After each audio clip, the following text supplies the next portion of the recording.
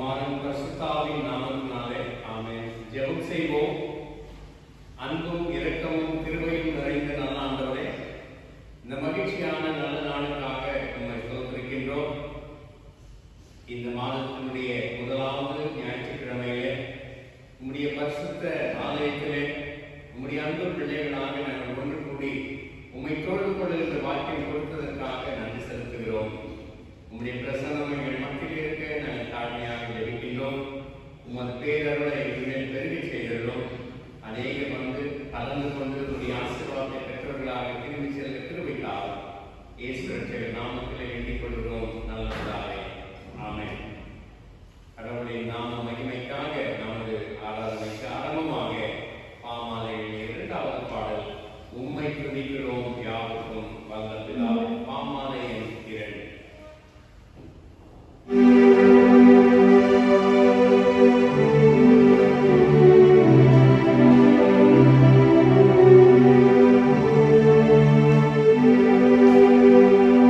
you.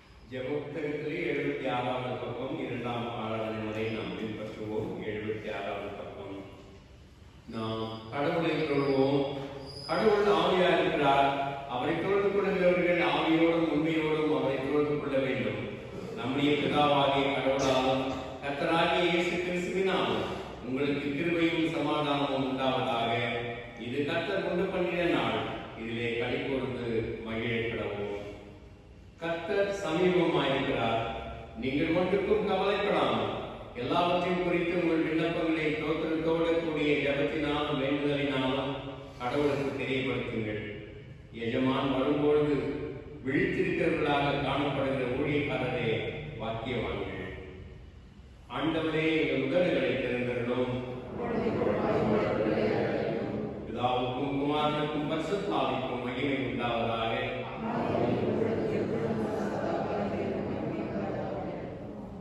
திரியேக கடவுளை போற்றுவோம். சேனைகளின் கடவுளாகிய கர்த்தரே, நீர் பரிசுத்தர், பரிசுத்தர், பரிசுத்தர். வானமும் பூமியும் ஒரு மகிமையால் நிறைந்திருக்கின்றன. உன்னதத்திலே ஓசன்னா.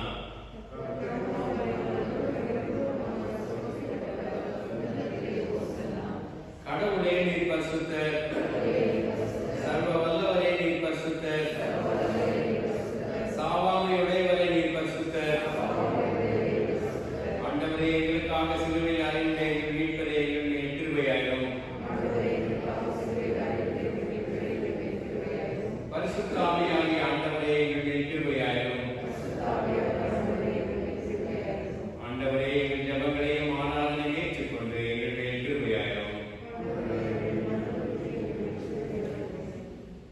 நமக்கு பாவம் இல்லை என்போமானால் நம்மை நாமே வஞ்சிக்கிறவர்களாகவும் நமக்குள் உண்மை இல்லை. நமது பாவங்களை அறிக்கையிட்டால் பாவங்களை நமக்கு மன்னித்து எவ்வித அநீதமும் நீங்க நம்மை சுத்திகரிப்பதற்கு அவர் நம்பத்தக்கவரும் நீதியும் உள்ளவர். நான் எழுந்து என் தகப்பனிடத்திற்கு போய், தகப்பனே, பரத்துக்கு விரோதமாகவும் உமது பார்வையிலும் பாவம் செய்தேன். இனி உம்முடைய மகன் என்று சொல்லப்படுவதற்கு நான் பார்த்ததுனால உம்முடைய கூலிக்காரர்கள் ஒருவனாக என்னை வைத்துக் கொள்ள வேண்டேன். கடவுள் நாட்டின் சமீபத்திருக்கிறது. மனம் திரும்பி சுவிசேஷத்தில் நம்பிக்கை வையுங்கள். நாம் முழங்கால் படியிட்டு மௌனமாக நம்மை நாமே சோதனை செய்வோம்.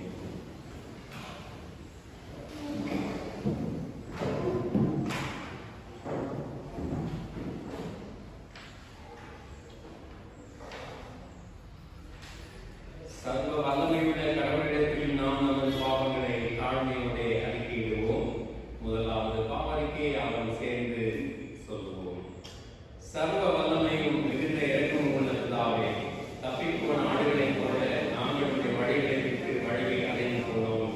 எங்கள் இருதயத்தின் யோசனைகளுக்கும் விருப்பங்களுக்கும் மிகவும் இணங்கி நடந்தோம். உமது பரிசுத்த கற்பனைகளுக்கு விரோதமாய் குற்றம் செய்தோம். செய்யத்தக்கவர்களை செய்யாமல் செய்யத்தகாதவர்களை செய்து வந்தோம். எங்களுக்கு சுகமே இல்லை. ஆனாலும் ஆண்டவரே, தேவரீர்கள் ஆண்டவராகிய இயேசு கிறிஸ்துவின் மூலமாய் மனிதருக்கு அருள் செய்த வாக்குத்தத்தங்களின்படியே நிர்வாகியுள்ள குற்றவாளிகளாகிய எங்களுக்கு இருந்தோம். தப்பிதங்களை அறிக்கிற எங்கள் கூர்மையாயிரும். பாவத்தின் நிமித்தம் துக்கப்படுகிற எங்களை சீர்திருத்தும். மிகவும் விருப்பமுள்ள பிதாவே, உம்முடைய பரிசுத்த நாமத்துக்கு மகிமை உண்டாகும்படி நாங்கள் இனி தேவ பக்தியும் நீதியும் தெளிந்த புத்தியும் உள்ளவர்களாய் நடந்து வர இயேசு கிறிஸ்து நிமித்தம் எங்களை கிருபை செய்தருளும். ஆமென். சர்வ வல்லமையும் மிகுந்த இரக்கமும் உள்ள ஆண்டவர் மன்னிப்பையும் பாவ நிவர்த்தியை நமக்கு கட்டளையிட்டருளி வாழ்க்கையை சீர்படுத்துவதற்கான காலத்தையும் நமது பரிசுத்த ஆவியின் கிருபையையும் தேற்றருளையும் தந்தருள்வாராக. ஆமென். முதலாவது வேத பாடம் வாசிக்க கேட்போம்.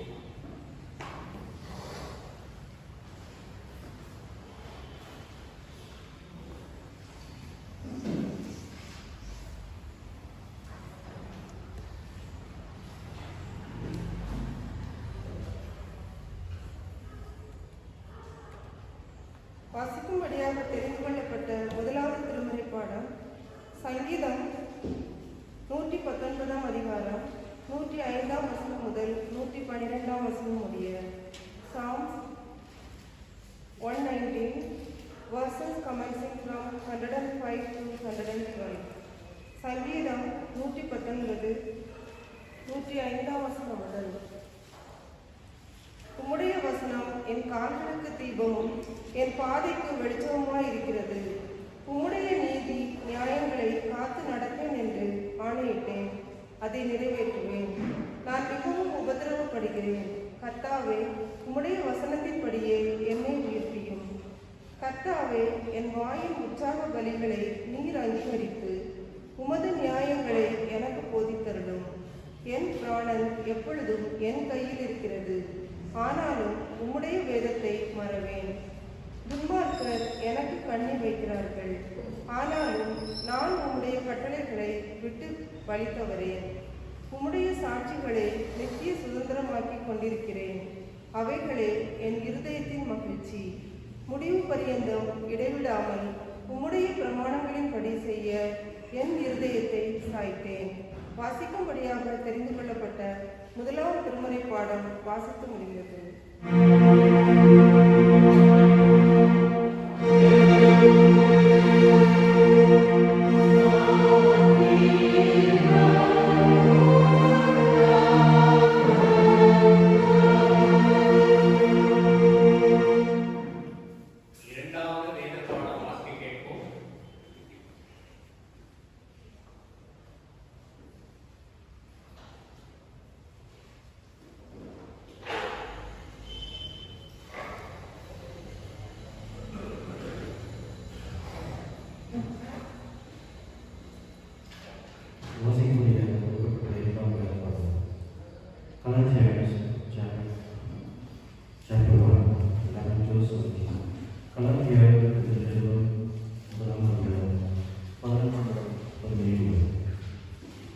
மேலும் சகோதரரை பின்னால் பிரசங்கிக்கப்பட்ட சுவிசேஷம் மனுஷரை ஏற்றுக்கொள்வதல்ல என்று உங்களுக்கு தெரிவிக்கிறேன். அதை நான் ஒரு மனுஷனை பெற்று அதை ஒரு மனுஷனால் பெற்றதில்லை, மனுஷனால் பெற்றதில்லை. இயேசு கிறிஸ்துவே அதை வெளிப்படுத்தினார். நான் ஒரு வார்த்தை இருந்தபோது என்னுடைய இடத்தை பெற்றிருக்கிறேன். தேவனுடைய சபையை நான் மிகவும் துன்பப்படுத்தி அதை பாழாக்கி என் சனத்தார்கள் என் வயதான அனைவரை பார்க்கிறோம் ஒரு மாற்றத்திலே இருந்தனாய். என் பிதாக்களுடைய பாரம்பரிய நாயகர்களுக்காக மிகவும் பக்தி வரைக்கும் இருந்தேன். அப்படியே நான் என் தாயை வயிற்றில் முதல் என்னை பிரித்தெடுத்து தம்முடைய கிருபையினால் அழைத்ததையும் தம்முடைய குமாரனை நான் புறஜாதிகளுக்கு சுவிசேஷமாக அறிவிப்பதற்காக அவரை எனக்கு பின்பற்றுவதற்கு பிரியமாக இருந்தபோது உடனேயும் மாம்சத்தோடும் ரத்தத்தோடும் யோசனைகள் நாங்களும் எனக்கு முன்னே அறிவு தேசத்துக்கு புறப்பட்டு போய் மறுபடியும் தமஸ்கோடு தெரிந்து கொண்டேன் என்பதை வாசிக்கூடிய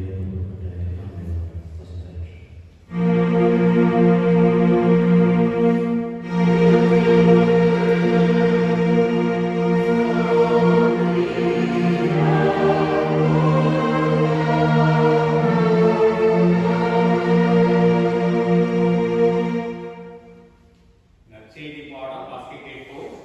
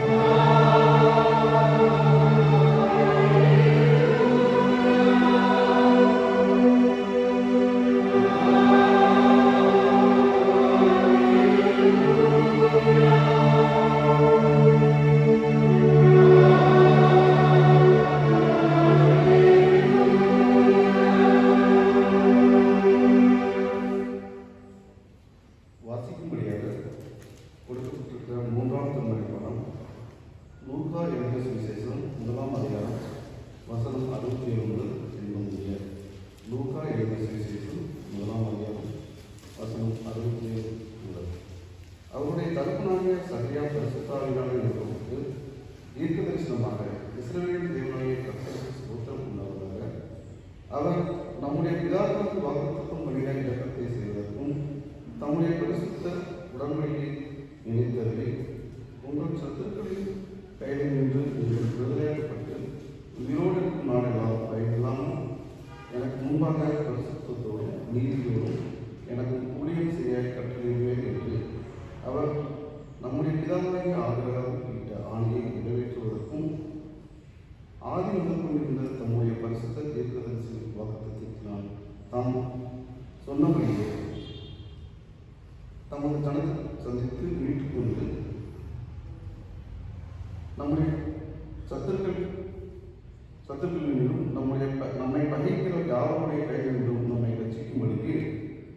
தம்முடைய தாசனாகிய தாவீதின் வம்சத்திலே நம் இரட்சணை கொம்பை ஏற்படுத்தினார். நீயும் பாலனை உன்னதமானவருடைய தீர்க்கதரிசி எனப்படுவாய். நீ கர்த்தருக்கு வழிகளை ஆயத்தம் பண்ணவும் நமது தேவனுடைய ஒழுக்கமான இறக்கத்தினாலே அவருடைய ஜனத்திற்கு பாவக்குமிப்பாகிய ரட்சிப்பை தெளிவுபடுத்தவும் அவருக்கு முன்பாக நடந்து போவாய்.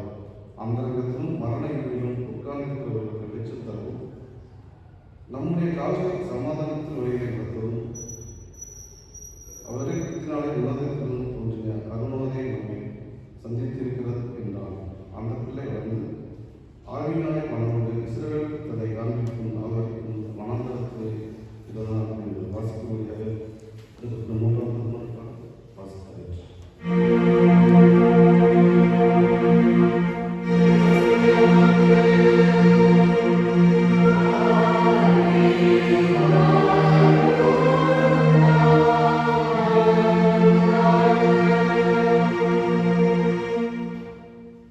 நம் அமர்ந்தவாறு கீர்த்தனைகளில் 210வது பாடல் சத்திய வேதத்தை தினம் தியானி சகல பேர்க்கும் அது அபிமானி என்கின்ற பாடலை பாடுவோம். கீர்த்தனை 210.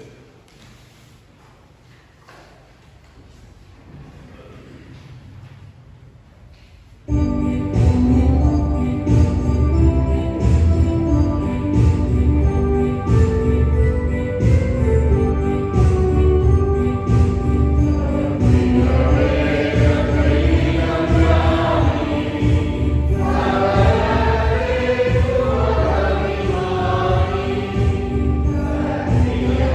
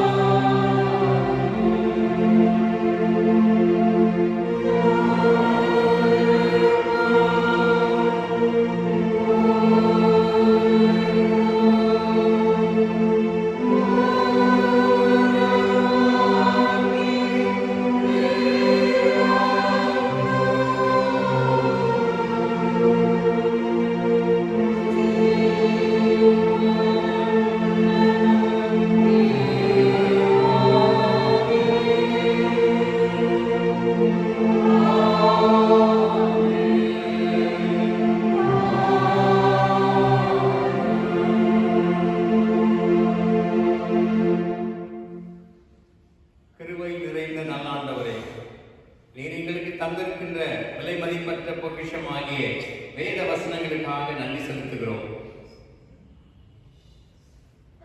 எங்களுடைய வாழ்வுக்கு வெளிச்சமாக, பாதைக்கு ஒளியாக, கால்களுக்கு தீபமாக, வாழ்வதற்கு வழிகாட்டியாக இருக்கின்ற அந்த வேதத்தை நாங்கள் பெற்றிருக்கிறது நாங்கள் பெற்ற பெயர். அதற்காக நன்றி சொல்கிறோம். பரிசுத்த ஆவியானவரால் எழுதப்பட்ட அந்த வசனங்களை எங்களுடைய சொந்த ஞானத்தால் புரிந்து கொள்ள முடியாத நிலையில் உமது உதவியை நாங்கள் நாடி வருகிறோம். எங்கள் மத்தியிலே நீர் அசைவார், நீர் எங்களோடு பேசும். வசனங்களை படித்து தியானித்து கேட்கின்றவர்களாக மட்டுமின்றி அதற்கு கீழ்ப்படிந்து வாழ்ந்து உமக்கு சாட்சிகளாக கிருபைக்காக இயேசு ரட்சகர் நாமத்திலே வேண்டிக் கொள்கிறோம் நல்ல பிதாவே. ஆமென்.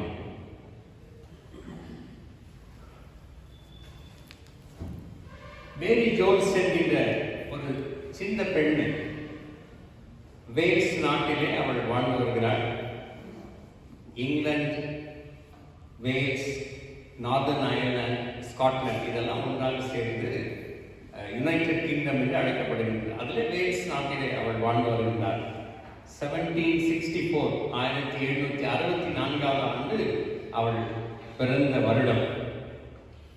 அவங்க அப்பா துணி நெய்கின்றவர். Her father was a weaver. குடும்பம் கஷ்டத்திலே தான் இருந்தார்கள் அந்த காலத்திலே. ஆனால் ஒரு மிகவும் பக்தி உள்ள ஒரு குடும்பம். அவங்க கோயிலுக்கு போகிறதை ரொம்ப பாக்கியமாக நினைத்தார்கள். ஆக இந்த பெண்ணும் அவங்களோட கூட சென்று ஆலயத்திலே ஆராதனையில் பங்கெடுத்து ரொம்ப பக்தி வைராக்கியத்தோடு அவள் இருந்தார். அக்காலங்களிலே போதகர்மார் மட்டும்தான் அதனை வேதத்தை அவர்கள் வாசிக்க வேண்டும், வேறு யாரும் வாசிக்க கூடாத ஒரு காலகட்டம் அது. இந்த ஆராதனை முடிந்த உடனேயே இந்த சின்ன பெண்ணை முன்னால் ஆழ்த்துக்கிட்ட வந்து அந்த வேத புத்தகம் வச்சிருக்கிற இடத்த ரொம்ப ஆசையா அப்படிங்க பார்த்துக்கிட்டே இருப்பாங்க. அந்த வேத புத்தகம் எனக்கு ஒன்று வேண்டும், எனக்கு அது வேண்டும் என்று சொல்லி அதனை தொட்டு பார்க்கவும் ஆசைப்பட்ட ஒரு பெண்மணியாக இந்த சின்ன பெண், ஒரு 6 வயது அவளுக்கு அதை அவங்க அம்மா கிட்ட போய் கேட்குறாங்க, அம்மா எனக்கு ஒரு பைபிள் வேணுமா, I want to read that, I want to have my own Bible. சரி, அதுக்கப்புறம் 6 வயசுல அவள் ஸ்கூலுக்கு போறாங்க. கொஞ்சம் கொஞ்சமா படிக்க கற்றுக்கொள்கிறார். ஒரு 10 வயதாகிறது. அந்த நாள்ல பைபிள் எக்ஸ்பென்சிவ், ரொம்ப விலையெல்லாம் அதிகம், வாங்க முடியாது. இந்த ஸ்கூலுக்கும் போயிட்டு வீட்டில் மம்மிக்கும் நிறைய ஹெல்ப் பண்ணிட்டு எக்ஸ்ட்ரா கொஞ்சம் வேலை செய்து கொஞ்சம் கொஞ்சமா பணம் சேர்க்கிறாங்க. 6 வருஷம் வேலை செய்து அவள் சொந்த பணத்தை சேமித்து வைத்து அதனை ஒரு பைபிள் வாங்க வேண்டும் என்று அவள் விரும்புகிறார். இந்த இயர் 1800, அதான் அவளுக்கு அப்போ 16 வயசுங்க. தன்னுடைய வீட்டிலிருந்து பாலா என்கின்ற ஒரு இடம், அந்த இடத்துக்கு 25 மைல், 25 மைல் யோசிச்சு பாருங்க, ரொம்ப தூரம். அங்கே இருக்கக்கூடிய ரெவரண்ட் சார்ல்ஸ் மார்ட்டின், அவர் தான் அந்த பைபிளை வச்சுட்டு அவரை விற்பனை செய்கின்றார். யாரெல்லாம் கேட்கிறார்களோ அவர்களுக்கு கொடுக்கிறது அவருடைய வழக்கம். ஸோ அவர்கிட்ட நீ போய் வாங்கணும்னு சொல்லி அவருக்கு தெரியப்படுத்துகிறார்கள். ஒரு நாள் விடிய காலையில கிளம்பி போகிறார். அம்மாவுக்கு கொஞ்சம் பிரெட் வாங்கிட்டு கொஞ்சம் சீஸ் எடுத்துக்கிட்டு, யோசிச்சு பாருங்க, தன்னந்தனியாக அவ்வளோ தூரம் நடந்து போய் அந்த அந்த பாலா என்கின்ற இடத்துல போயிட்டு அங்கே யாரெல்லாம் கேட்டு அந்த அட்ரஸ் வாங்கிக்கிட்டு அவருடைய வீட்டுக்கு போகிறார் ரெவரண்ட் சார்ல்ஸ் மார்ட்டின். ஈவினிங் ஆயிடுச்சுங்க. என்னன்னா நடந்து ரொம்ப சோர்வா இருக்கார். எங்கம்மா இவ்வளோ தூரம் வந்திருக்கிற நீ, சின்ன பெண்ணா இருக்கிறியே? ஐயா, எனக்கு ஒரு பைபிள் வேணும், என்னுடைய சொந்த காசுல நான் வாங்கி அதை படிக்கணும்னு ரொம்ப ஆசை எனக்கு. ஆகவே நான் அந்த வேல்ஸ் நாட்டிலிருந்து நான் அந்த ஊர்லேருந்து தான் இங்கே வந்திருக்கிறேன், எனக்கு அது வேண்டும் என்று சொல்லி அவர் கேட்கின்றார். அவருக்கு ரொம்ப ஆச்சரியமாயிடுச்சு. சரி, நீ ரொம்ப தூரம் நடந்து வந்திருக்கிறேன்னு அவளை கூப்பிட்டு சாப்பாடெல்லாம் கொடுத்து அவளுக்கு அந்த பணம் வாங்கிக்கிட்டு கொஞ்சம் அந்த பைபிளை கொடுத்துட்டு நீ நைட்டு இங்கே இருந்துட்டு சாப்பிட்டுட்டு இங்கே தங்கி இருந்து காலையில் நீ போகலாம். அந்த பைபிளை அவன் வாங்கிக்கிட்டுங்க ரொம்ப சந்தோஷத்தோட தன்னுடைய வீட்டுக்கு திரும்பி வருகிறாள். அவங்க வீட்டில் பார்த்தா நிறைய பேர் கூடியிருக்கிறாங்க. என்னன்னா அந்த பைபிளை பார்க்கணும், அதை தொடரணும் அப்படின்னு சொல்லி நிறைய பேர் கூடியிருக்காங்க. அந்த பைபிளோடு அவள் உள்ள வரும்போது அவங்களுடைய தாயார் அவளை கட்டி தழுவி முத்தமிட்டு, கடவுளுடைய வார்த்தையை நீ படிக்க வேண்டும் என்று விரும்பி இவ்வளவு தூரம்லாம் போயிட்டு வந்திருக்கிறியே, பிரேஸ் தி லார்ட் என்று சொல்லி ஆண்டவருக்கு நன்றி செலுத்தினார்கள். இப்படி இந்த வேதத்தின் மீது மிக மிக ஆர்வம் கொண்டிருக்கின்ற இந்த மேரி ஜோன்ஸ் அந்த ஊர்ல பைபிள் சொசைட்டி உருவாவதற்கு அவள் காரணமாக இருக்கிறார். இந்த year 1804 they started the Bible Society. யோசித்து பாருங்க, ஒரு சின்ன பெண்ணு தன்னுடைய காசுல பைபிள் வாங்கி படிக்கணுன்ற ஒரு ஆசையில அவளுடைய இந்த எண்ணத்தை பாராட்டி ஒரு பைபிள் சொசைட்டி ஆரம்பிச்சிருக்காங்க. இன்று உலகமெங்கும் இந்த பைபிள் சொசைட்டிலாம் நிறைய இருக்கிறது நமக்கு தெரியும். அவங்க டிசம்பர் மாதம் 2வது ஞாயிற்றுக்கிழமையில அட்வென்ட் சீசன்ல 2வது ஞாயிற்றுக்கிழமையில பைபிள் சண்டே என்று சொல்வார்கள். போன வாரம் நாம் அட்வென்ட் சண்டே நினைவு கொண்டோம். இந்த வாரம் பைபிள் சண்டே என்று சொல்லி எல்லோரும் இதனை நாம் கொண்டாடி வருகின்றோம். பைபிளை பற்றி நிறைய நாம் பேசியிருக்கிறோம், சொல்லியிருக்கிறோம். Bible is the word of God, எல்லாருக்கும் தெரியாது, கடவுளின் வார்த்தை. ஆனால் மனிதர்கள் மூலமாக எழுதப்பட்டது, மனிதர்கள் மூலமாக எழுதப்பட்ட கடவுளின் வார்த்தை. Bible is the word of God written by people of God, கடவுளுடைய மக்களால் எழுதப்பட்டது. கடவுள் ஒரு பெண் போன்ற, பேனா போன்றவர் மனிதனுடைய கரங்களிலே அதனை எழுத வைத்திருக்கிறார் என்று சொல்லுகிறார்கள். நமக்கு தெரியும் 1500 இயர்ஸ், அந்த காலங்கள் 1500 வருடங்களாக ஏறத்தாழ 40க்கும் மேற்பட்ட ஆசிரியர்களால் எழுதப்பட்ட இந்த Bible it is very very unique, ஒரு தனித்தன்மை வாய்ந்த ஒரு புத்தகமாக அது இருக்கின்றது. இந்த 40 பேர்னா ரொம்ப ஸ்காலர்ஸ் கிடையாது, ஒருத்தர் 2 பேர் இருக்கலாம். லூக்கா போன்றவர்கள் தான் ரொம்ப படித்தவர்கள். ஆனால் மற்ற பேர்கள்லாம் சாதாரணமானவர்கள், மேய்ப்பர்கள், அரசர்கள், விவசாயிகள், மீனவர்கள், மியூசிஷியன்ஸ், போயட்ஸ் என்று இப்படி சாதாரணமாக இருக்கின்றவர்கள் தான் இதனை எழுதியிருக்கின்றார்கள். It was written in 3 continents, Asia, Africa and Europe. Europe, Africa மற்றும் ஆசியா இந்த நாடுகளிலே இருக்கின்ற இடங்களிலே தான் எழுதப்பட்டவைகளாக இந்த வேதம் இருக்கிறது. எபிரேய மொழி, கிரேக்க மொழி, அரமே இந்த 3 மொழிகளிலே இந்த வேத புத்தகம் எழுதப்பட்டிருக்கின்றது.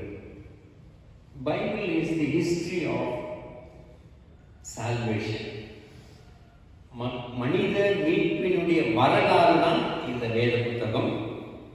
இந்த மனித மீட்பின் வரலாறு கடவுள் மிக ஆச்சரியவிதமாக ஆதியாகமத்திலிருந்து வெளிப்படுத்தல் வரைக்கும் நிறைவாக எழுதுகிறார். அதனுடைய மெசேஜ் என்னன்னா, only one sentence, கடவுள் இந்த உலகில் இருக்கின்ற மக்களை மீட்டுக் கொள்ள இயேசுநாதரை உலகத்துக்கு அனுப்பி அவர் மூலமாக மீட்பு நமக்கு கொடுத்தார். அவ்வளவுதான். God sent His only Son to redeem, to save humanity. அதுதான் அதனுடைய மெசேஜாக இருக்கின்றது. வாசிக்க கேட்ட முதலாவது வேத பாடத்தினுடைய அடிப்படையில் சில குறிப்புகளை உங்களோடு நான் பகிர்ந்து கொள்ள ஆசைப்படுகிறேன். தெரியும், Psalm 119, 119ஆம் சங்கீதம், the longest chapter. இதுதான். எத்தனை வசனங்கள் இருக்கு? 176. சரிங்களா? This is very, very, very special. Psalm 119. It is called acrostic alphabetic sum. Acrostic alphabeticனா என்ன அப்படின்னா, நம்ம இங்கிலீஷ்ல வந்து A to Z எத்தனை எழுத்து? 26. ஹீப்ரூல ஆல்பபெட்ஸ் வந்து 22. From Aleph to Tav. Aleph என்கிறது முதல் வார்த்தை, Tav என்கிறது கடைசி வார்த்தை. நீங்க அந்த ஒவ்வொன்றும் 8 வசனம் இருக்கு இல்லைங்களா? ஒரு பகுதி. ஒவ்வொரு வசனத்துக்கும் ஒரு ஹீப்ரூ லெட்டர் இருக்கு. நீங்க பாத்தீங்களா, முதல்லயே 119 வாசகம் it begins with Aleph, A. ரெண்டாவது வந்து பெத், மூன்றாவது வந்து கிமெர். அந்த ஹெட்டிங்ல அந்த பேர்கள்லாம் இருக்கு. இதெல்லாம் ஆல்பபெட்ஸுங்க. எபிரேய மொழியினுடைய ஆல்பபெட்ஸ் இந்த சங்கீதத்தில் நீங்க பார்க்கலாம், ஹெட்டிங்ல மேலே போட்டிருப்பாங்க. இதுல என்ன ஸ்பெஷல்னாக்கா, இப்போ ஆலிஃப் அப்படின்னா 8 வசனம். அந்த ஆலிஃப் என்கின்ற ஏ என்கின்ற அல்லது அந்த எழுத்திலே தான் இந்த 8 வசனம் தொடங்குது. It begins with the letter Aleph. இந்த அடுத்து 9 to 16ல வந்து பி, நம்ம இங்கிலீஷ்ல சொல்லலாம் பெத். இந்த பெத் என்கின்ற அந்த ஆல்பபெட்ல தான் இந்த 8 வசனங்கள் எழுதியிருக்கு. அப்படி ஒவ்வொரு ஆல்பபெட்டுக்கும் 8 வசனங்கள். So we see the wonderful the Hebrew poetry at its peak. எபிரேய கவிதையினுடைய ஒரு உச்சகட்ட நிலை தான் இந்த 119வது சங்கீதம் இதில் இருக்கிறது. All the 176 verses refer to God's word, God's commandments, God's laws. இப்படி கடவுளுடைய வார்த்தை, கடவுளுடைய வசனம், கடவுளுடைய சாட்சி, கடவுளுடைய பிரமாணங்கள், நியாயங்கள், கற்பனைகள், வேதம், வாக்கு, இந்த வார்த்தைகள்லாம் ஒவ்வொரு வசனத்திலையும் இருக்குது. ரெண்டு சென்டென்ஸ். செகண்ட் சென்டென்ஸ் வந்து அது முடிகிற போது, உங்களுடைய வார்த்தையின்படி நான் நடப்பேன், உமது வசனமே எனக்கு சத்தியம் என்றெல்லாம் அந்த வசனம், சாட்சி, வார்த்தை, கட்டளை, நியாயங்கள், கற்பனைகள், வேதம் என்ற வார்த்தைகள் இல்லாம எந்த வசனமும் இல்லை. 176. So it's very very unique and very very special. இந்த ஒரு சங்கீதத்திலே தான் நாம் வாசிக்க கேட்டோமல்ல, 105லிருந்து 112 வரை இந்த வசனங்கள் எல்லாம் நமக்கு தெரியுங்க. Bible is the written word of God. ஏற்கனவே நான் உங்களுக்கு சொல்லியிருக்கிறேங்க, எழுதப்பட்ட வார்த்தை, கடவுள் வார்த்தை பைபிள். இயேசுநாதர் வந்து வெளிப்படுத்தப்பட்ட வார்த்தை. Jesus Christ is the revealed word of God. சரிங்களா? And the preaching, the sermon, the message that we give is the proclaimed word of God. நாங்கள் செய்யக்கூடிய பிரசங்கங்கள் எல்லாம் அறிக்கை செய்கின்ற, அறிவிப்பு பண்ணுகின்ற பிரசங்கங்களாக, கடவுளுடைய வார்த்தைகளாக அமைகின்றதை நாம் பார்க்கின்றோம். இந்த 119வது சங்கீதத்தினுடைய மெசேஜ், அதனுடைய கருத்து என்னன்னாக்கா, 176 வசனத்துல we need to live a life according to the word of God so that God will be glorified. கடவுளுடைய வேதத்தின்படி நாம் நடந்து கடவுளுக்கு மகிமை கொண்டு வர வேண்டும். அதுதான் இந்த மெசேஜ் நமக்கு சொல்லக்கூடிய ஒரு காரியம். சரி, இப்போ இந்த எல்லாருக்கும் இது மனப்பாடமாக தெரியும். 105வது வசனம், உம்முடைய வசனம் என் கால்களுக்கு தீபம், என் பாதைக்கு வெளிச்சம். இங்கிலீஷ்ல எப்படி இருக்கு? Lamp unto my feet and a light unto my path. வசனம் என் கால்களுக்கு தீபம், என் பாதைக்கு வெளிச்சம். So word of God is a guide. ஒரு வழிகாட்டியாக, ஒரு தீபமாக இருக்கிறது. வழிகாட்டும் வசனம். அந்த காலத்துல லைட் எல்லாம் கிடையாது. லைட் கிடையாததுனால ஒரு சின்ன மட் பாட், மண் சட்டி சின்னதாக ஒரு ஒன்று, அதில் கொஞ்சம் எண்ணெய் ஊற்றி ஒரு திரியை வச்சு அதை கொடுத்துக்கிட்டு நடக்கிறவங்க எடுத்துகிட்டு போவாங்க. அப்படி நடக்க எடுத்து போகும்போது ரொம்ப தூரம் அந்த வெளிச்சம் வராது, ஏன்னா சின்ன பாட்டு கையில் தூக்கிட்டு போவாங்க. ஒவ்வொரு ஸ்டெப்பு வரைக்கும் தான் அந்த வெளிச்சம் வருமா. அப்படின்னா என்னன்னா, நான் எடுத்து வைக்கிற வாழ்க்கையிலே ஒவ்வொரு ஸ்டெப்புமே உங்களுடைய வசனத்தை தான் எனக்கு வழிகாட்டியா இருக்குது. Every step that I take in my life journey, your word is a guide. It's my light. உங்களுடைய வசனம் எனக்கு ஒளியில் இருக்கிறது, எனக்கு அது வெளிச்சத்தை தரக்கூடிய ஒன்றாக இருக்கின்றது. நீதிமொழிகள் 6:23 பாருங்க. அதுலேயும் இந்த லேம்பை பற்றி சொல்லப்பட்டிருக்கின்றது. Proverbs 6:23 கட்டளையே விளக்கு, வேதனை வெளிச்சம். Okay, commandment is a lamp. அந்த வெளிச்சம் தருகின்ற, அந்த தீபம் காட்டுகின்ற பாதையிலே நான் நடக்கின்றேன். இதே 119 சங்கீதம் 133 பாருங்க. 133 உம்முடைய வார்த்தையிலே என் காலடிகளை நான் நிலைப்படுத்தி கொண்டிருக்கின்றேன். அதாவது என்னுடைய my steps are I have kept my steps according to your word. உம்முடைய வார்த்தையின்படி என்னுடைய காலடிகளை நான் செமைப்படுத்திக் கொண்டிருக்கின்றேன்.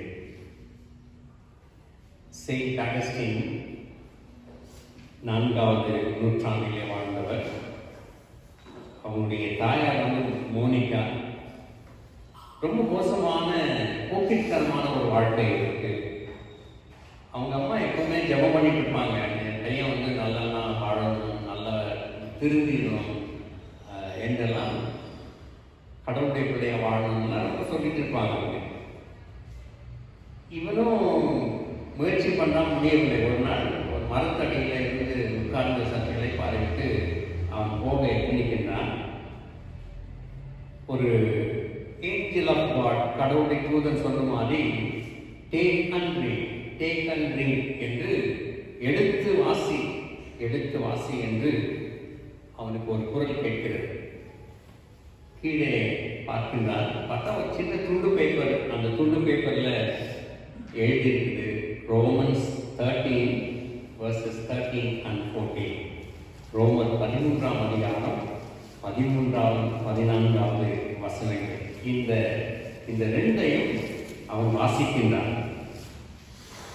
ரோமன்ஸ் களியாட்டும் வெறியும் வேசித்தனமும் காம விகாரமும் வாக்குவாதமும் பொறாமையும் உள்ளவர்களாய் நடவாமல் பகலிலே நடக்கிறவர்கள் போல சீராய் நடக்க கடவோம். அதாவது களியாட்டு, வெறி, வேசித்தனம், இந்த லைஃப் நமக்கு வேண்டாம். பகலிலே வெளிச்சத்தின் பிள்ளைகளாய் நாம் நடக்கப்படுவோம் என்று அவன் படித்த உடனே அவனுடைய மனதுக்கு தோன்றுகிறது. என்னுடைய இதுவரைக்கும் நான் நடந்து வந்த பாதை வேறா இருக்குது. ஆனா இந்த வசனம் என்னோட பேசினதுனால நான் மாற வேண்டிய சூழ்நிலை என்று சொல்லி அவன் அழுது ஜெபித்து விட்டு அன்னையிலிருந்து ஒரு புதிய மனுஷனா வாழ்ந்து மட்டும் இல்லைங்க, அவர் ஒரு போதகராக இருக்காங்க. போதகராகிட்டு நிறைய புத்தகங்களை எழுதியிருக்கிறார். ரொம்ப அதுக்கப்புறம் அவர் உண்மையிலே தன்னுடைய வாழ்க்கையின் அனுபவங்களை எல்லாம் எழுதி கடவுளுக்கு மகிமையாக வாழ்ந்தார். செயின்ட் அகஸ்டின் என்று ரொம்ப ஃபேமஸ் செயின்ட். ஆக நம்மை நல்வழிப்படுத்தி நடத்துகின்ற வாழ்க்கையிலே நம்மை நெறி காட்டுகின்ற ஒன்றாக வசனம் இருக்கின்றது. 2வது 107வது வசனம் நாம் படிக்கலாம். நான் மிகவும் உபத்திரப்படுகிறேன், வசனத்தின்படி என்ன உயிர்ப்பியும். வேதனைகளிலே வசனங்கள். I am severely afflicted. Give me life according to your word. I am severely afflicted. உபத்திரவம் இல்லாத ஒரு வாழ்க்கையை நாம் நினைத்து பார்க்க முடியாது. ஸ்பெஷலி கடந்த மார்ச்லேருந்து இந்த டிசம்பர் வரைக்கும் பாருங்க, இந்த COVID-19 கொரோனா வைரஸ் எப்படியெல்லாம் மக்களை நடத்தி கொண்டு வருகிறது என்றெல்லாம் நாம் பார்க்கின்றோம். உபத்திரவம் என்றால் உச்சக்கட்டமான உபத்திரவம், இதனால பலவிதமான கஷ்டங்கள். ஆனால் அப்படி உபத்திரவங்களிலே வேத வசனம் என்னை நடத்துகின்றது என்கிறது இந்த சங்கீதத்தை எழுதுகின்ற ஆசிரியருடைய ஒரு நினைவாக இருக்கிறது. இன்ட்ரெஸ்டிங்லி இது யார் எழுதுனாங்க தெரியுங்களா? சாம் 190 ஆத்தர் பேர் அங்கே போடல. ஒருவேளை எஸ்ரா அல்லது தானியேல் இந்த 2 பேர்ல ஒருத்தர் இதை எழுதியிருக்கலாம் என்று வேத பண்டிதர்கள் சொல்கிறார்கள். அவர்களுடைய வாழ்க்கையிலே பட்ட கஷ்டங்களை எல்லாம் அவர்களை நினைவு கூர்ந்தவர்களாக அவர்கள் தங்களுடைய அனுபவத்தை இதிலே அவர்கள் எழுதியிருக்கின்றார்கள். ஸோ வாழ்க்கைக்கு வழிகாட்டியாக வேத வசனங்கள் இருக்கின்றன. வேதனைகளிலிருந்து நம்மை ஆறுதல் படுத்துகின்ற வசனங்களாகவும் இவைகள் இருக்கின்றதை நாம் அறிகின்றோம். உபத்திரவத்திலே நமக்கு ஆறுதல் தரக்கூடிய வசனங்களாக அவைகள் இருக்கின்றன. ஓரிரு வசனங்கள் நான் முன்னே குறிப்பிட்டிருக்கின்றேன். ஏசாயா 54:10 எல்லாருக்கும் தெரியும். மலைகள் விலகினாலும் பர்வதங்கள் நிலைபெயர்ந்தாலும் என் கிருபை உங்களை விட்டு விலகாமலும் என் சமாதானத்தின் உடன்படிக்கை உங்களை விட்டு நிலை பெயராமலும் இருக்கும் என்று உண்மை மனதுருகிற கர்த்தர் சொல்கிறார். எவ்வளவு ஆறுதலான ஒரு வசனம் இருக்காங்க. ஏசாயா 66:13 எல்லாருக்கும் தெரியும். ஒருவனை அவன் தாய் தேற்றுவது போல் நான் உங்களை தேற்றுவேன். ஏசாயா 41:10 நீ பயப்படாதே, நான் உடனே இருக்கிறேன், திகையாதே, நான் உன் தேவன். 13:41 உன் தேவனாய் இருக்கிற கர்த்தராகி நான் உன் வலது கையை பிடித்து பயப்படாதே, நான் உனக்கு துணை இருக்கிறேன் என்று சொல்லுகிறேன். ஏசாயா 49:15 ஸ்திரீயானவள் தன் பாதங்களை மறப்பாளோ, அவர்கள் மறந்தாலும் நான் உன்னை மறப்பதில்லை. அதே ஏசாயா 49:4 என் உள்ளங்கைகளில் உன்னை மறைந்திருக்கின்றேன். நிறைய இருக்குங்க, நிறைய வசனங்கள் நமக்கு. சங்கீதம் 34:10 சிங்க குட்டிகள் கர்த்தரை தெரிகிறவர்களுக்கோ ஒரு நன்மையும் குறையப்படாது. அங்கே நிறைய சொல்லலாம். யோசுவா 1:5 எபிரேயர் 13:5 இது 2லையும் ஒரே செய்யும் வசனம். நான் உன்னை விட்டு விலகுவதில்லை, என்னை கைவிடுவதில்லை. இப்படி நிறைய நாம் சொல்லிக்கொண்டே போகலாம். நான் முன்னமே சொல்லியிருக்கின்றபடி ஜான் பனியன் ஒரு பிரீச்சர், அவரை ப்ரீச் பண்ணதுக்காக ஜெயிலில் போட்டாங்க. ஜெயிலில் போட்ட பிறகு அவருடைய மனைவி 4 பிள்ளைகளும் ரொம்ப கஷ்டப்படுகிறார்கள். ஏறத்தாழ ஒரு 8 ஆண்டுகள் அவர் அந்த ஜெயிலில் இருக்கிறார். அப்படி இருக்கும்போது அவர் என்ன சொல்றாருன்னா, இப்படி நான் ஜெயிலில் கஷ்டப்படுறது ரொம்ப நல்லது, ஏன்னா இந்த உபத்திரவம் இந்த கஷ்டம் பைபிளை படிப்பதற்கு எனக்கு நிறைய உதவி செய்திருக்கிறது என்று சொல்லுகிற ஒருவராக இருக்கின்றார். ஸோ உங்களுடைய வசனம் என்னுடைய வாழ்க்கைக்கு வழிகாட்டி, உங்களுடைய வசனம் என்னுடைய உபத்திரவத்திலே வேதனையிலே எனக்கு அது ஆறுதலாக இருக்கின்ற வசனமாக இருக்கின்றது. 3வது நாம் வாழ வேண்டிய ஒரு வார்த்தை, 106வது வசனம். உம்முடைய நீதி நியாயங்களை காத்து நடப்பேன் என்று ஆணையிட்டேன், அதை நிறைவேற்றுவேன். நான் ப்ராமிஸ் பண்ணேன், உம்முடைய கற்பனையின்படி நான் வாழ்வேன் என்று நான் ப்ராமிஸ் பண்ணேன். அந்த ப்ராமிஸ் படி நான் இருக்க போறேன் அப்படின்றத திரும்பவும் ஒரு ப்ராமிஸ் மாதிரி இந்த ஆசிரியர் எழுதுகிறார். I have sworn on an oath to observe your ordinances. உம்முடைய வார்த்தைகளை, உம்முடைய கட்டளைகளை நான் பாதுகாத்து நடப்பேன் என்று வாக்கு சொல்லி ஆணையிட்டிருக்கிறேன். அந்த ஆணையின்படி நான் வாழ்வேன். வாழ்ந்து காட்டுகின்ற வார்த்தை, வாழ வேண்டிய ஒரு வார்த்தை. நாம் ஆணையிட்டு கொடுத்திருக்கின்ற அதற்கு ஏற்றபடி நாம் வாழ வேண்டியது. நிறைய டைம் நாம் கடவுள்கிட்ட நம்ம ப்ராமிஸ் பண்ணியிருக்கிறோம் இல்லையா, நான் உங்களுடைய வசனத்தின்படி வாழ்வேன், உங்களுடைய வார்த்தையின்படி நான் வாழ்வேன் என்றெல்லாம் அவருக்கு நிறைய ப்ராமிஸ் பண்ணியிருக்கோம். பட் அந்த ப்ராமிஸை நிறைய டைம் நம்ம ஃபாலோ பண்ணியிருக்கோம். ஆணையிட்டு இருக்கிறோம். But we would have forgotten. ஆனால் இவர் என்ன சொல்கிறாருன்னா, நான் ப்ராமிஸ் பண்ணல, அந்த ப்ராமிஸ் படி நான் வாழ்கிறேன் என்று சொல்கிறார்.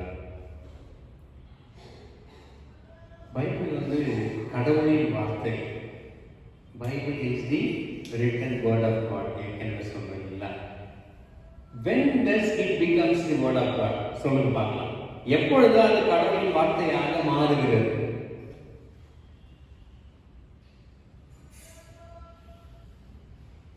எப்போ மாறுது?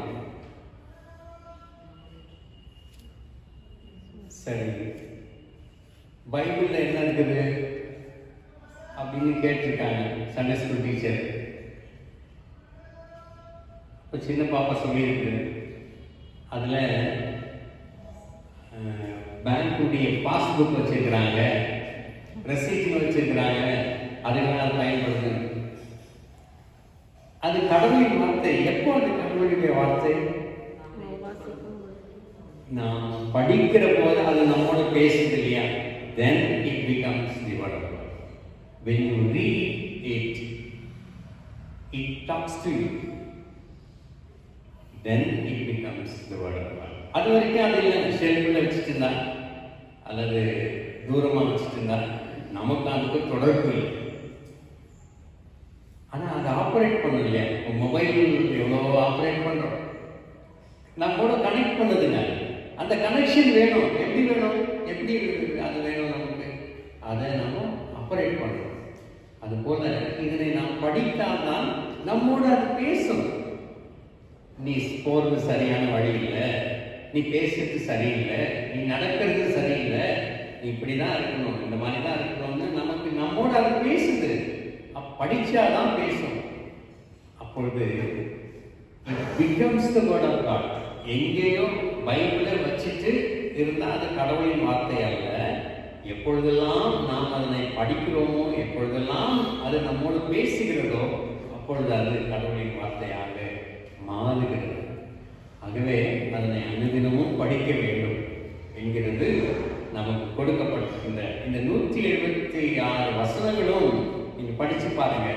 இந்த சாட்சி, கற்பனை, கட்டளை, வேதம், வசனம், இந்த வேர்ட்ஸ் இல்லாம, அந்த வார்த்தைகள் இல்லாம எந்த வசனமும் இல்லை.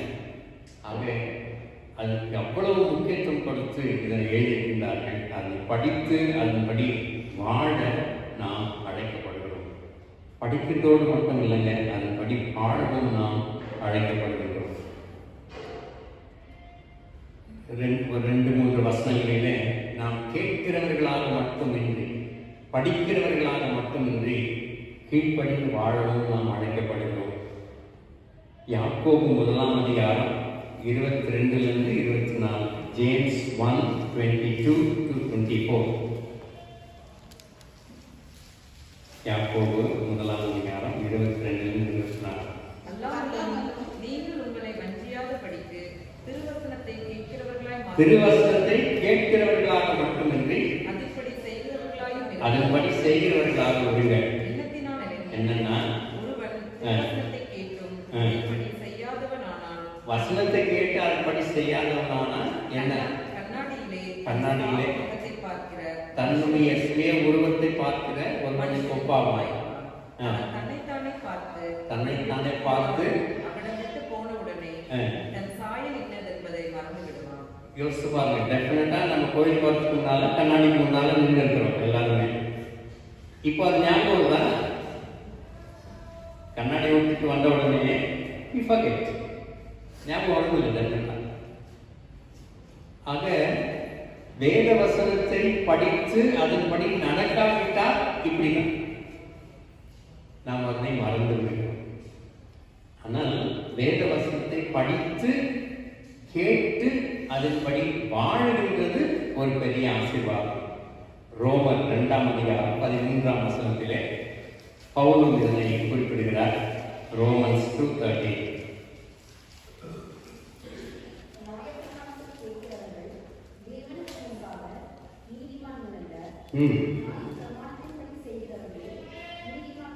நியாயப்பிரமாணத்தின்படி செய்கிறவர்கள் தான். அதை படிக்கிறவர்களோ அவர்கள் நீதிமான்கள் அல்ல, அதன்படி செய்கிறவர்கள் தான். இயேசுநாதர் வந்து சொல்கிறார் மத்தேயு 7:21 வசனத்தை கேட்டு செய்ய வேண்டும் என்பதை குறிப்பிட்டார். பரலோகத்தில் இருக்கிற பிதாவின் சித்தத்தின்படி செய்கிறவனே பரலோக ராஜ்யத்தில் பிரவேசிப்பானே. If you want to enter into the kingdom of God, do according to the word. வெறும் கேட்டதில்லை, பரலோக ராஜ்யத்துக்கு நாம் பிரவேசிக்க நினைத்தால் வேத வசனத்தை படித்து அதன்படி செய்ய வேண்டும். ஆக வாழ்க்கைக்கு வழிகாட்டியாக இருக்கிறது பைபிள். மற்றும் நம்முடைய உபத்திரவங்களிலே வேதனைகளிலே நமக்கு ஆறுதலாக இருக்கிறது. மற்றும் நாம் ஆணையிட்டு சொல்லுகின்ற அதற்கு கீழ்ப்படிந்து வாழ வேண்டிய ஒன்றாக இருக்கிறது. ஏதாவது ஒரு பொருள் வாங்கணும், ஒரு டிவியோ, ஒரு ஃப்ரிட்ஜோ, ஒரு அயன் பாக்ஸோ, any small electronic goods, anything, என்ன கொடுக்குறாங்க? அது கூட டிவி வாங்கினா என்ன கொடுக்குறாங்க? ஒன்று வாங்கினா ஒன்று ஃப்ரீ. அந்த ஃப்ரீ நான் சொல்றேன், கேரண்டி கார்டு. அப்புறம் மேனுவல் என்னத்துக்கு? டிவி இருக்குது, அது எப்படி ஆப்ரேட் பண்ணணும், இல்லைன்னா அது இல்லை, தெரியாது நமக்கு. அதை படித்து பார்க்கும்போது இது இப்படியெல்லாம் செய்யணும்னு அதை சொல்லியிருக்காங்க இல்லையா? மொபைல் கூட அப்படி நினைச்சு. இந்த பைபிள் இருக்கே நம்முடைய வாழ்க்கைக்கு ஒரு மேனுவல் ஆண்டவர் கொடுத்திருக்கிறது. எப்படியெல்லாம் நம்ம வாழணுன்றதுக்கு இது ஒரு மேனுவல். ஆக அதை படித்து தியானித்து கேட்டு அதன்படி வாழ்ந்து கர்த்தருடைய நாமத்தை மகிமைப்படுத்துவோம். தேவன் தொடர்ந்து நம்மை வழிநடத்துவாராக.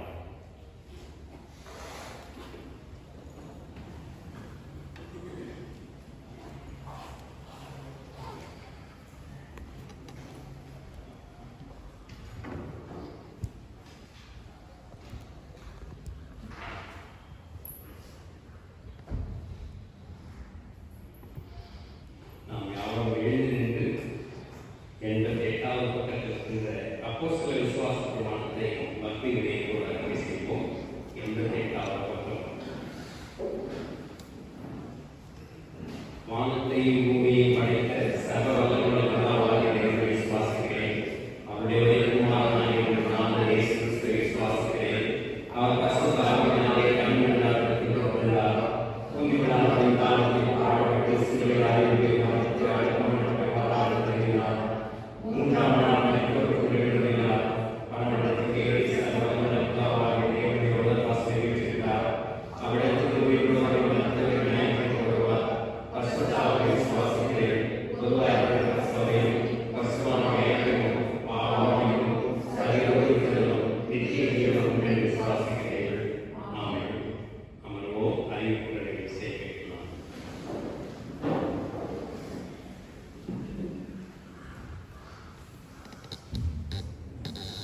திருச்சபையின் அறிவிப்புகள்.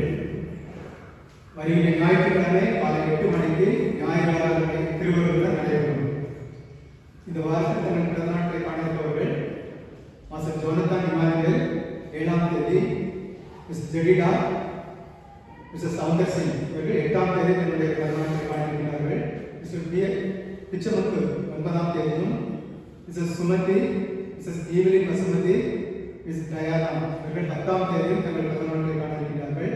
மிஸ்டர் ரூஸ்வெல்ட் குமார் ஜார்ஜ் 12ஆம் தேதி தன்னுடைய பிறந்த நாளை காணிக்கிறார். இவர்கள் யாரும் இந்த சார்பில் வாழ்த்து இனிய பிறந்த நாள் வாழ்த்துக்களை தெரிவித்துக் கொள்கிறோம். Mister Roosevelt Kumar George and missus Vasanthi George தம்பதியினர் வருகிற 9ஆம் தேதி தங்களது திருமண நாளை காணிக்கிறார்கள். இவர்கள் திருச்சபையின் சார்பில் வாழ்த்து இனிய திருமண நாள் வாழ்த்துக்களை தெரிவித்துக் கொள்கிறோம். ஏற்கனவே உங்களுக்கு அறிவித்தபடி இந்த வருடம் வழக்கம் போல் நடைபெறும் கிறிஸ்துமஸ் நியூ இயர் நிகழ்ச்சிகள் எதுவும் நடைபெறாது. ஆலய ஆராதனை மட்டும் நடைபெறும். நமது போதகரும் அவருடன் 3 பேரும் சேர்ந்து இன்றிலிருந்து உங்கள் வீடுகளை சந்திக்க வருகிறார்கள். அது பற்றிய விவரங்கள் ஆலயத்தில் நோட்டீஸ் போர்டில் போடப்பட்டிருக்கிறது. இப்பொழுதுள்ள சூழ்நிலையில் யாராவது உங்கள் வீட்டிற்கு ஹவுஸ் விசிட் வர வேண்டாம் என நினைத்தால் அதை ஆராதனை முடிந்து செல்லும் பொழுது தெரிவித்து செல்லுமாறு உங்களை அன்புடன் கேட்டுக்கொள்கிறோம். ஆராதனை முடிந்து செல்லும் போது கிறிஸ்துமஸ் நியூ இயர் வாழ்த்து அட்டை கிரீட்டிங் கார்டு பெற்று செல்லுமாறு உங்களை கேட்டுக்கொள்கிறோம். கடந்த வார காணிக்கை விவரம். ஆராதனை காணிக்கை 3357 ரூபாய். மாதாந்திர சங்கத்தொகை 2850 ரூபாய், கட்டிட நிதி 4250 ரூபாய், தோற்றப்பாடிக்கு 700 ரூபாய், எளியோர் நிதி 700 ரூபாய், மரண நிவாரண நிதி 1700 ரூபாய், திருமண நாள் பத்திரப்பாடிக்கு 2000 ரூபாய், மொத்தம் 15,557 ரூபாய்.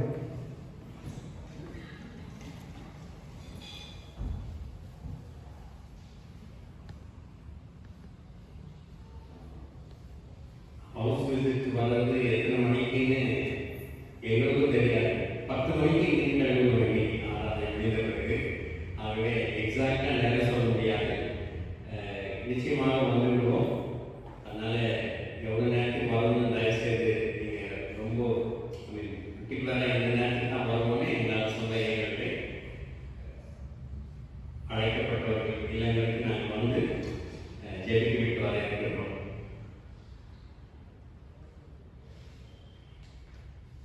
நம்முடைய மன்றாட்டு ஜெபங்களை நாம் எடுப்போம்.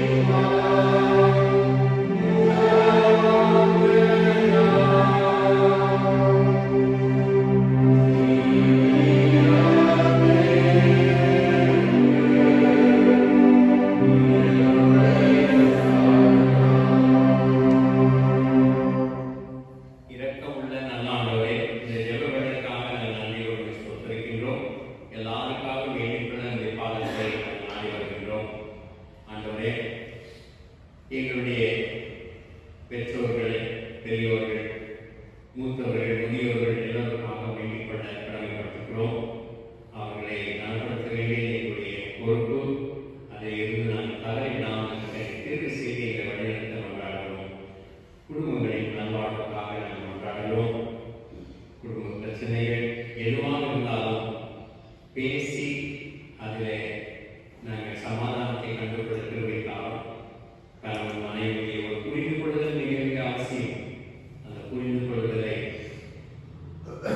எங்கள் சபை மக்களுக்கும் எல்லோருக்கும் நீ தரத்தக்கதாக நாங்கள் எழுதுகின்றோம். பிரச்சனைகள் வருகின்ற பொழுது உங்களுடைய சமூகத்திலே இருவரும் அமர்ந்து ஜெபம் செய்து மனமிட்டு பேசி ஒருவரை ஒருவர் மன்னித்து ஏற்றுக்கொள்கின்ற வாய்ப்புகளை உருவாக்கினார். குழந்தைகள், பிள்ளைகள், படிக்கின்ற மாணவ மணிகள், வாலிப பிள்ளைகள் எல்லோருக்காக நாங்கள் எழுதுகின்றோம். ஆன்லைன் கிளாஸ் நடத்துகின்ற டீச்சர்ஸ்க்காக எழுதுகிறோம். ஆன்லைன் கிளாஸில் பங்கு பெறுகின்ற ஸ்டூடெண்ட்ஸ்க்காக நாங்கள் எழுதுகின்றோம். இது ஒரு புதிய மெத்தடாக இருக்கிறது சுவாமி. அதனாலே கஷ்டப்படுகின்ற நிலைகள் உண்டு. உங்களுடைய சமூகத்தில் எல்லோருக்காக நாங்கள் எழுதுகின்றோம். படித்து முடித்து வேலை தேடுகின்றவர்கள், வேலையிலிருந்து ஓய்வு பெற்றவர்கள், வேலை செய்கிறவர்கள் எல்லோருக்காக எழுதுகின்றோம். திருமணத்திற்காக காத்திருக்கின்றவர்கள், திருமணமாகி குழந்தை வாய்ப்பு இல்லாத இருக்கிறவர்கள் எல்லோருக்காக எழுதுகிறோம். கர்ப்பிணி பெண்களுக்காக கொண்டாடுகிறோம். ஏழை எளிய மக்கள், அனாதைகள், விதவைகள், உபத்திரப்படுவோர், துக்கப்படுவோர், மரண தருவாயில்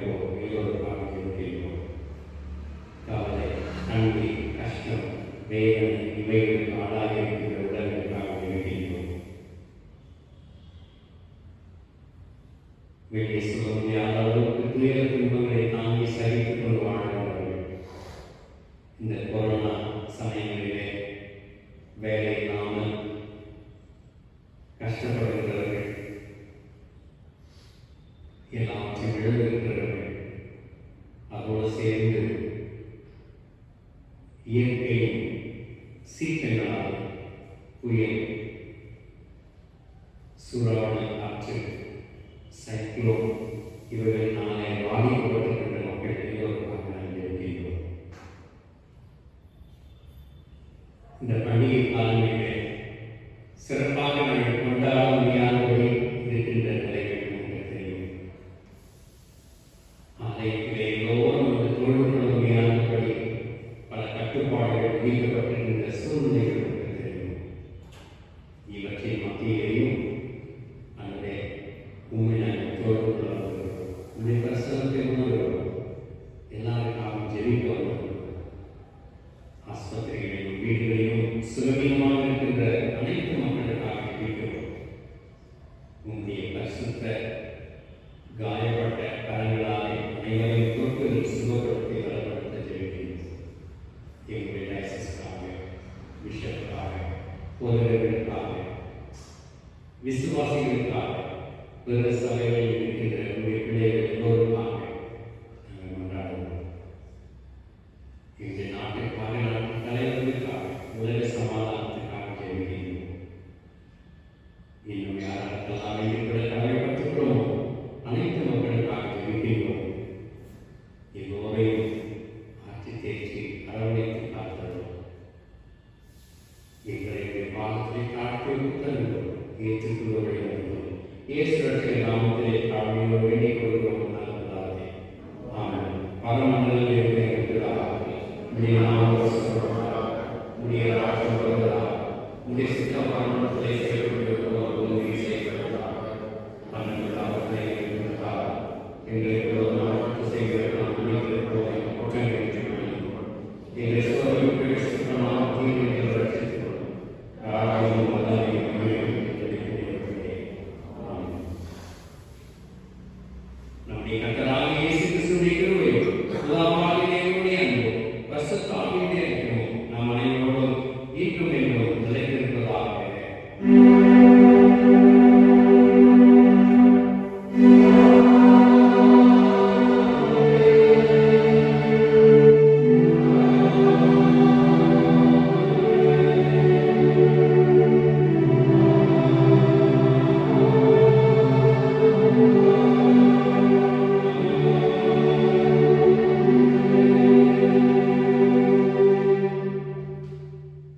திருமண கொலை அறிவிப்பு. நம்முடைய சபையை சேர்ந்த திருமதி கிருபாமணி மற்றும் மாதவனியுடைய மகள் பிரியதர்ஷினி என்பவரும் அல்சூரில் இருக்கின்ற போலி டிரினிட்டி ஆலயத்தை சேர்ந்த ரெவரண்ட் டாக்டர் மோகன்ராஜ் மற்றும் மிஸ்ஸஸ் ஃப்ளாரன்ஸ் அவருடைய மகன் சன்னிராஜ் என்பவரும் திருமணம் செய்து